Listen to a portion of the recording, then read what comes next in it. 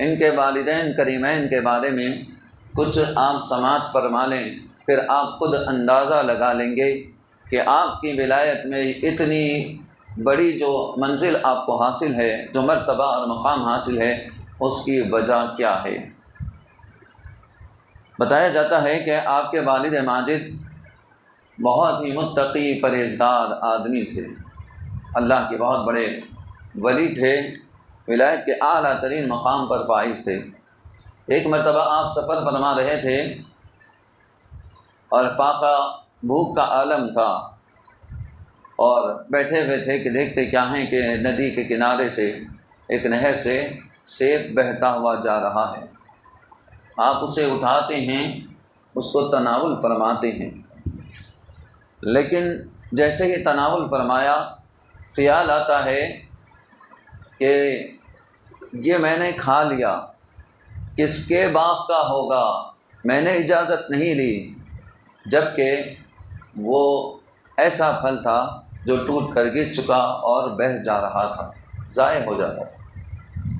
اور شریعت کے حکم کے مطابق جو آدمی 3 دن سے زائد بھوکا فاقہ ہو اور اس کو کھانے کی چیز نہ ملے تو حرام کا بھی کوئی چیز ہو تو اس کے لیے بقدر اپنی بھوک مٹانے کے، زندہ رہنے کے لیے جتنا کھانا ہے اتنا کھانے کی اجازت ہے، اس کے لیے اجازت کھا سکتا ہے۔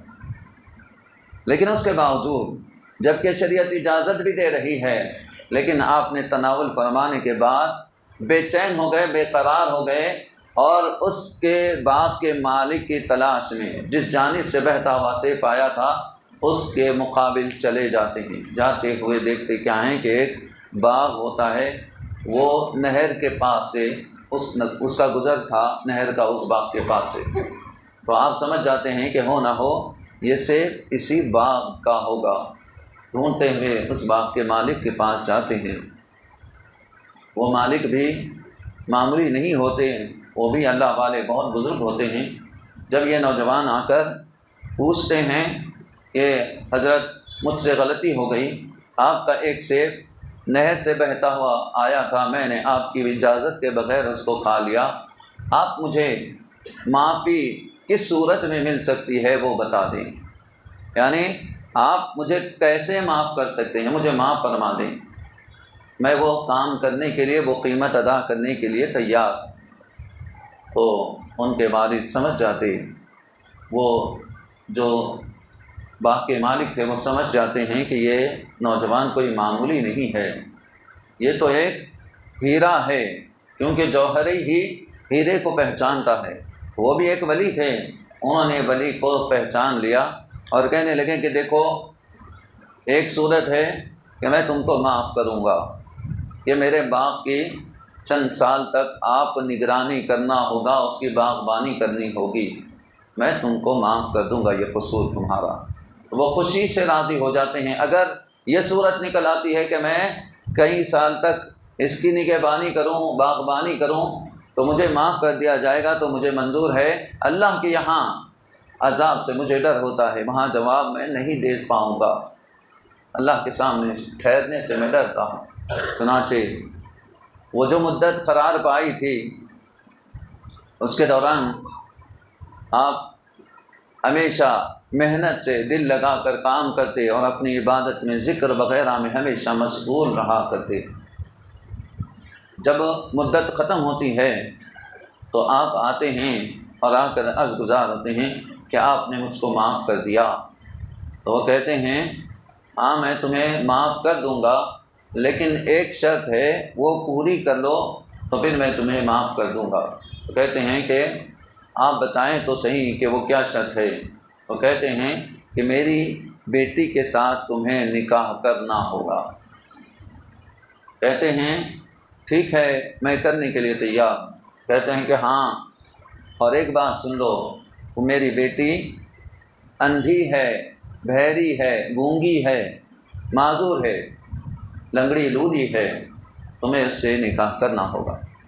تو آپ کہتے ہیں کہ ہاں مجھے منظور ہے، اگر یہ کرنے سے آپ مجھے معاف کرتے ہیں تو میں یہ بھی کرنے کے لیے تیار۔ عام آدمی ہوتا تو وہ کہتا ایک سیب کی قیمت کیا ہوگی؟ جو بھی اس وقت قیمت ہوتی، جیسا کہ آج کا زمانہ ہو، تو ایک سیب کی قیمت مشکل سے 30-40 روپے ہوگی، 50 روپے ہوگی، حد ہو گئی 100 روپے ہوگی۔ تو وہ کہتا ہے کہ میں کہیں بھی محنت کروں گا، آپ کو 100 روپے لا کے دے دوں گا، میں آپ کے سیب کی قیمت ادا کر دیا، آپ جانیں، آپ کا خدا جانے، میں نے تو قیمت ادا کر دی، مجھے معاف کر دیجیے۔ اس طرح کہتے وہ نکل جاتا۔ لیکن کئی سال کام کرنا، محنت کرنا، یہ معمولی بات نہیں ہے۔ کہنے سننے میں آسان نظر آتا ہے، لیکن آپ کسی کے پاس 1 مہینہ کام کرو خادم کی طرح، تب آپ کو معلوم ہوگا کہ کتنی مشکل ہوتی ہے، اور پھر بدلے میں آپ کو کچھ ملنے والا نہیں ہے۔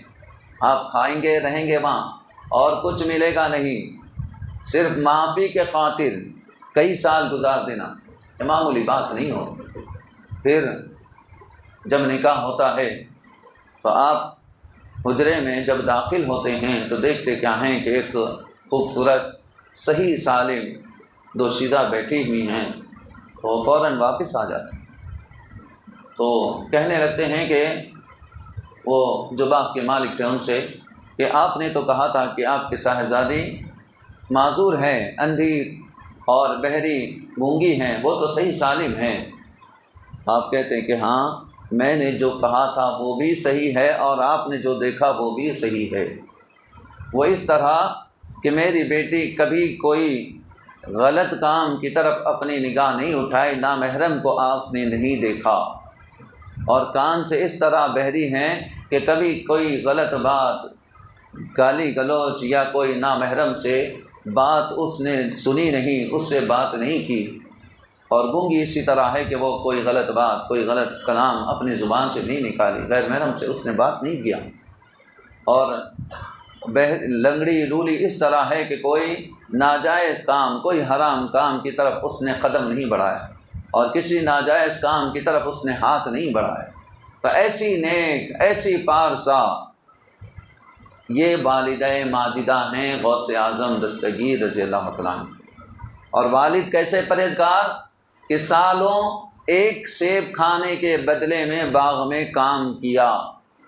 جب ایسے پارسا اور نیک ماں باپ ہوں تو پھر اولاد کیسی ہوگی؟ یہ غوث پاک رضی اللہ تعالیٰ عنہ کی صورت میں ہے۔